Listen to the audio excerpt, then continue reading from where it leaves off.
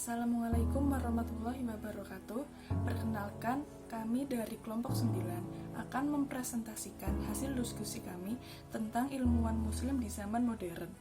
Nama saya Siva Yuwinsa Yuwanita dengan NIM 18100101101. Saya Husnia Nur Amalia dengan NIM 1810122. Nama saya Fikrata Kumalasari, NIM 1810131.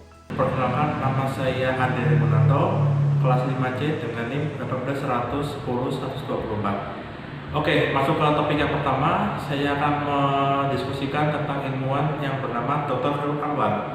Beliau merupakan seorang ilmuwan asal Indonesia yang telah mengharumkan nama bangsa di kancah internasional.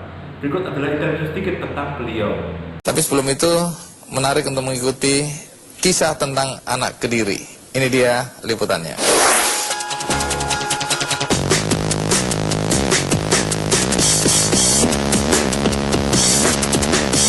Prestasi Dr. Khairul Anwar ini tidak bisa dianggap remeh. Dalam usianya yang ke-32, karirnya bersinar terang di negeri Sakura, Jepang. Yang membanggakan adalah ia telah berhasil mempatenkan hasil penelitiannya di Jepang, yaitu sistem telekomunikasi generasi keempat atau 4G. Penemuan pria asal Dusun Jabon, Desa Duet, Kecamatan Kunjang, Kabupaten Kediri ini tentu saja mencengangkan dunia telekomunikasi, karena dia telah merombak sistem pakem telekomunikasi seluler selama ini menjadi lebih canggih. Walau berprestasi di Jepang, bapak 3 anak ini tidak ingin seterusnya bekerja di luar negeri. Dr. Khairul Anwar yang kini mengabdi sebagai asisten profesor di Japan Advanced Institute of Science and Technology ini, suatu saat ingin kembali ke Indonesia.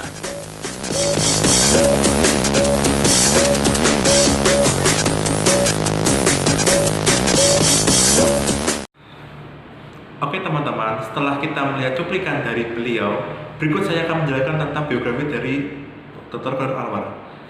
Profesor Dr. Khairul Anwar adalah orang yang menemukan dan sekaligus pemilik paten teknologi 4G berbasis OFDM atau disebut Orthogonal Frequency Division Multiplexing. Beliau yang pernah masuk ke acara KKD adalah alumni teknik elektro di ITB dengan cum laude di tahun 2000. Lalu ia melanjutkan pendidikannya di Nara Institute of Science Jepang dan memperoleh gelar master di tahun 2005 serta lanjut kembali untuk S3 dan mendapatkan gelar doktor di tahun 2008. Beliau juga penerima IEEE Best Student Paper Award of IEEE Radio and Wireless Symposium tahun 2006 di California, Amerika Serikat.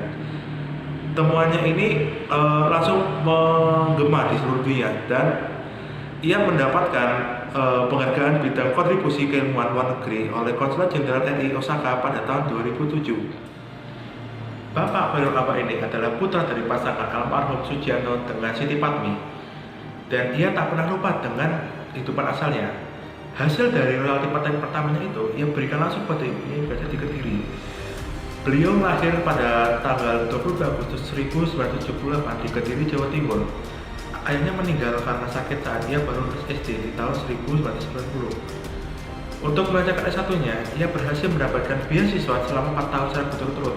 Bahkan, ia mendapatkan beasiswa S2 dari Panasonic dan lanjut mendapatkan beasiswa S3 dari perusahaan Jepang saat ia bekerja.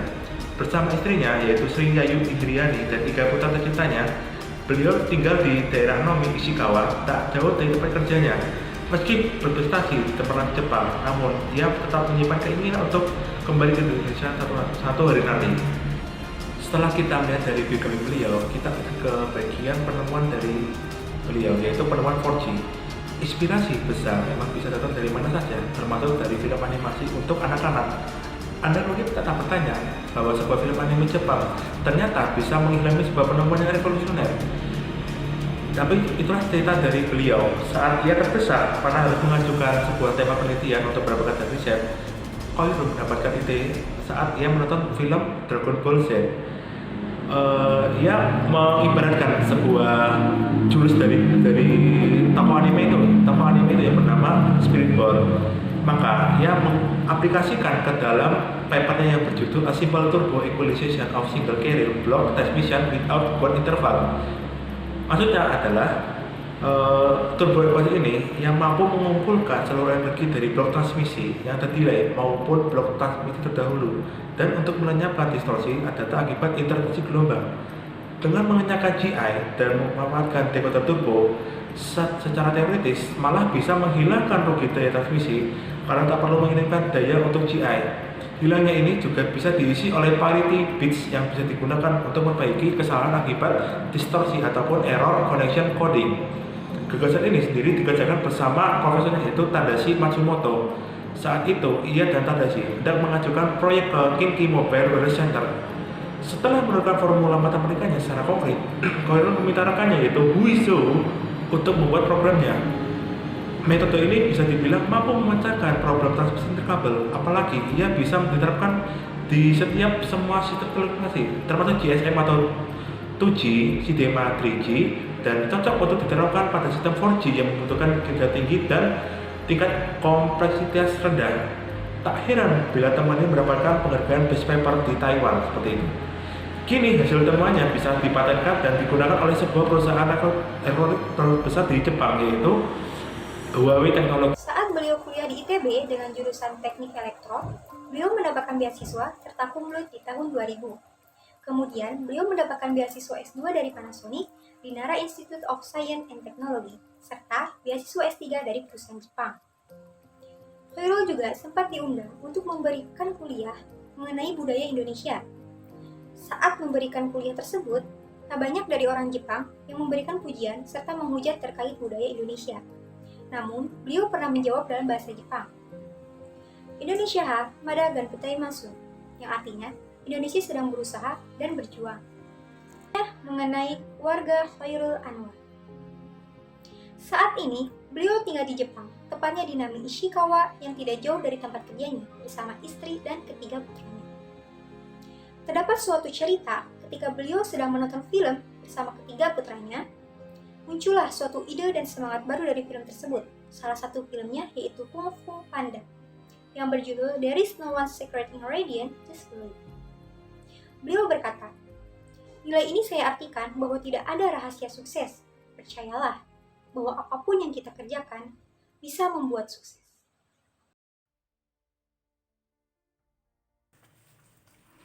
Biografi Burcin Mutlu Pakdil. Penemuan menemukan sebuah galaksi tipe langka yang selama ini tak pernah terdeteksi, PCG 1000714. Galaksi PCG 1000714 berhasil ditemukan Mutlu Pakdil saat ia tengah menyelesaikan studi doktornya pada 2017.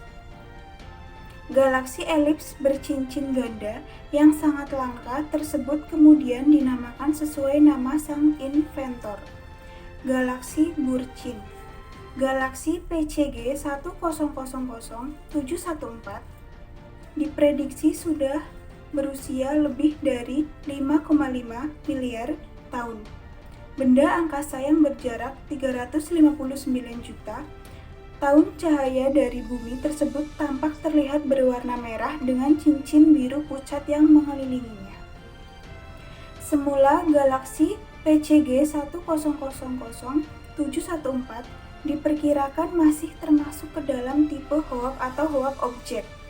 Penamaannya ditakik dari Arthur Allen Hoak yang menemukan pada 1950. Hoak objek adalah contoh pertama jenis galaksi yang dikelilingi cincin melingkar dari sekumpulan bintang tua berwarna biru. Galaksi jenis tersebut sangatlah langka, berjumlah hanya 0,1% dari semua galaksi yang pernah diamati. Penemuan galaksi PGC 1000714 sangatlah penting. Dengan mempelajari cara komprehensif struktur galaksi tersebut, para ilmuwan tak hanya dapat menentukan usia dan bagaimana sebuah galaksi dapat terbentuk, tapi juga dapat membantu memberi pemahaman baru tentang cara kerja alam semesta. Terima kasih. Latar belakang atau sejarah Burcin. Ketika Burcin masih kecil, ia selalu mengagumi bintang-bintang di langit malam. Burcin sudah menunjukkan ketertarikannya dengan luar angkasa sedari kecil. Sedikit yang dia tahu bahwa berkat keterampilan ilmiahnya, sebuah galaksi yang terletak 359 juta tahun cahaya dari bumi suatu hari akan menggunakan namanya. Ia dibesarkan di kota kecil di Turki. Pada saat itu, banyak anak yang tidak menyelesaikan sekolahnya dan sibuk dengan pekerjaan rumah atau bertani. Ayah Burcin berbeda. Beliau sangat sukses sehingga ia bisa melewati satu kelas di sekolah dasarnya. Namun pada akhirnya, beliau putus sekolah karena menjaga kedua orang tuanya. Begitu pula dengan ibunya. Pengalaman kedua orang tuanya memotivasi Burcin supaya memiliki pendidikan yang lebih tinggi. Terbukti, Burcin dapat menyelesaikan kuliahnya di Amerika. Sambil berkontribusi pada bidangnya, melalui penelitian, Burcin secara aktif melayani di banyak organisasi untuk meningkatkan iklim bagi wanita dan minoritas lainnya. Dan ia memberikan kembali kepada masyarakat melalui program media pendidikan yang berdampak dimaksudkan untuk menunjukkan bahwa sains dapat dinikmati dan dijangkau oleh siapa saja. Mutul Pakdil telah berhasil menunjukkan dan meneruskan jejak para perempuan muslim progresif lainnya. Kombinasi antara prestasi dan hijab yang menjadi cerminan keimanan dan ketaatan itu turut menjadi perlambang sikap progresif. Sekian presentasi dari kami. Terima kasih atas perhatiannya. Wassalamualaikum warahmatullahi wabarakatuh.